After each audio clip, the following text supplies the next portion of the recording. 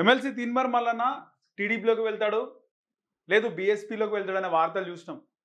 తెలంగాణ తెలుగుదేశం పార్టీకి తీన్మార్ మల్లన్న అధ్యక్షుడిగా ఉండబోతున్నాడు. ఇక టీడీపీలోకి మల్లన్న అనే వార్తలు వచ్చినాయి.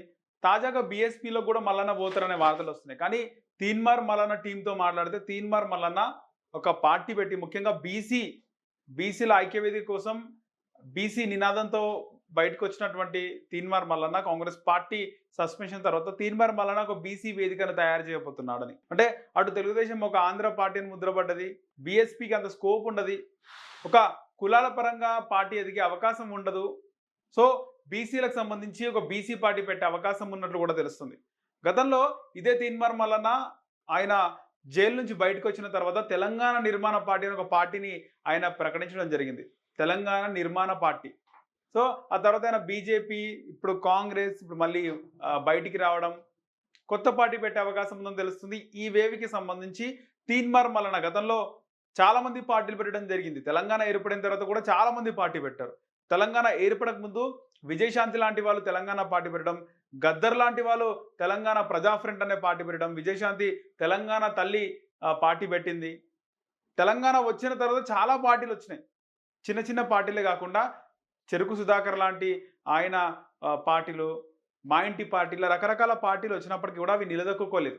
ప్రొఫెసర్ కోదండరాం కూడా ఒక పార్టీ పెట్టిండు, టీజేఎస్ తెలంగాణ జన సమితి అని. ఆ పార్టీ కూడా అడ్రస్ లేకుండా పోయింది. డిపాజిట్ ఏదో మల్కాజ్గిరిలో ఒక దగ్గర 2 చోట్ల డిపాజిట్లు వచ్చిండొచ్చు ఆ పార్టీకి. సో ఇలా చాలా పార్టీలు వచ్చినప్పటికీ కూడా కాలక్రమేణా అంటే అవన్నీ కూడా కాలగర్భంలో కలిసిపోయిన పార్టీలు నిలదొక్కునే అవకాశం లేదు. కాంగ్రెస్, బీఆర్ఎస్, బీజేపీ ఈ 3 పార్టీలు తప్పితే వైఎస్ షర్మిల కూడా ఒక పార్టీ పెట్టింది, వైఎస్ఆర్టీపీ, వైఎస్ఆర్ తెలంగాణ పార్టీ అని. ఆ పార్టీ కూడా మళ్ళీ కాంగ్రెస్లోకి వెళ్ళిపోయింది. అలా తెలంగాణ పేరు మీద తెలంగాణ వచ్చిన తర్వాత చాలా పార్టీలు వచ్చినాయి. కానీ 2 జాతీయ పార్టీలు, ఒక ప్రాంతీయ పార్టీ మాత్రమే తెలంగాణలో ఉన్నాయి. BRS, BJP, Congress. ఈ 3 పార్టీలు తప్పితే ఇంకా మిగతా పార్టీలకు అంత స్కోప్ లేదు, వాక్యూమ్ లేదు.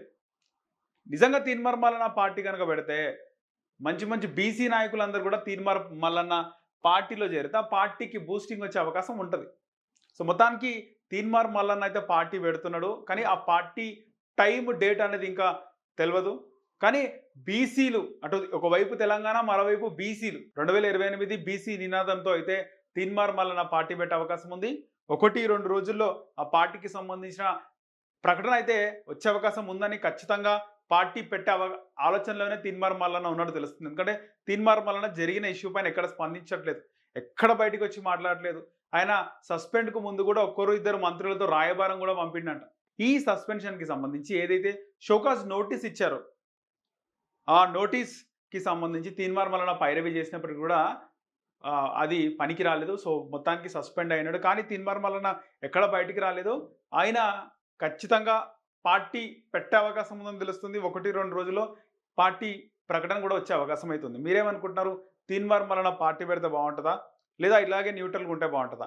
ఇక్కడ మళ్ళీ పార్టీ పెడితే ఎమ్మెల్సీకి ముందు రాజీనామా చేయి, కాంగ్రెస్ కండువా పైన గెలిచినాం కదా ఎమ్మెల్సీ, ముందు రానికి రాజీనామా చేయి అని కూడా అంటారు. ఖచ్చితంగా ఆయన రాజీనామా కూడా చేసి పార్టీ పెడితేనే బాగుంటుంది. రాజీనామా చేయకుండా ఎమ్మెల్సీ హోదాని, పదవిని అలాగే పెట్టుకుని ఆయన పార్టీ పెట్టినా కూడా ఆయనకే మైనస్ అని అనుకోవచ్చు. సో మీరేమనుకుంటున్నారు? కింద కామెంట్ సెక్షన్లో కామెంట్ చేయండి. అలాగే మన సెసి టీవీని సబ్స్క్రైబ్ చేసుకోండి.